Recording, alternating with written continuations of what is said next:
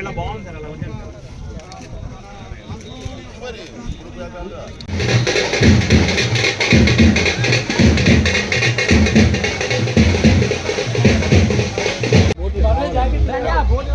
ఆ బోట్ ఇలా రావాలి, ముందు నుంచి వస్తానులే.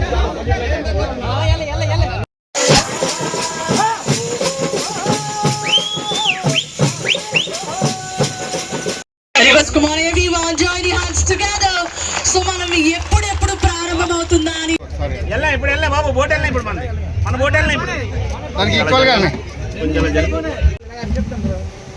సార్ ఒడ్డుకి వెళ్ళడానికి అరగంట పడుతుంది సార్, అంటే వెళ్ళిపోవడానికి. స్వాగతం తెలియజేస్తున్నాం.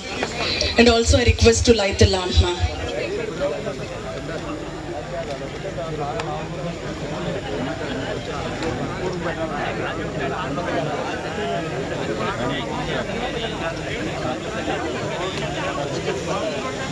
ఎందుకంటే వాళ్ళు ప్రపంచంలో ఎక్కువగా వాళ్ళు ఖర్చు పెట్టేది టూరిజం మీద ఖర్చు పెడతారు కాబట్టి అది మన రాష్ట్ర అభివృద్ధిలో కూడా ఉపయోగపడుతుంది. అందుకని ప్రభుత్వం ఈరోజు మంచి ఆలోచనతో కార్యక్రమం చేయడం జరిగింది.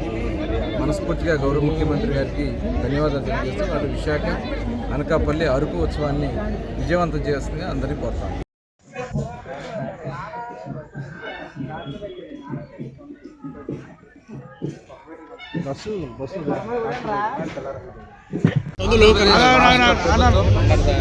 టూరిజం డిపార్ట్మెంట్ ప్రారంభించుకోవడం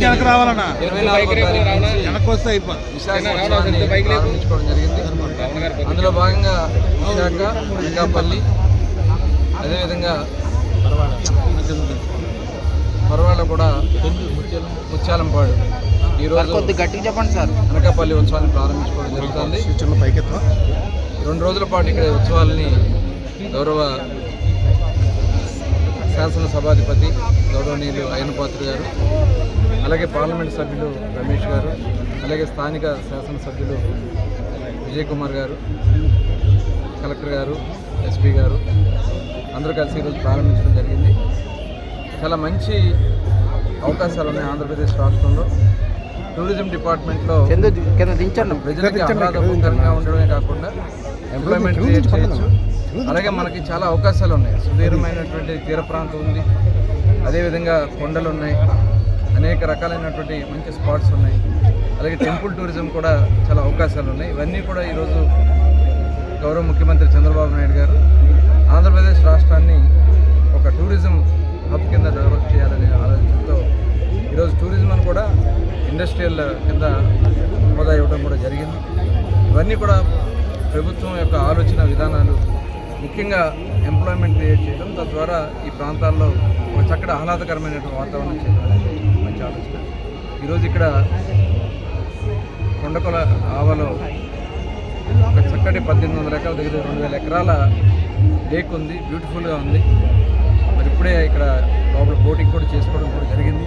ఇలాంటి వాతావరణం, చక్కటి వాతావరణం కానీ పబ్లిసిటీ కూడా చేయాల్సినటువంటి అవసరం ఉంది. దీనివల్ల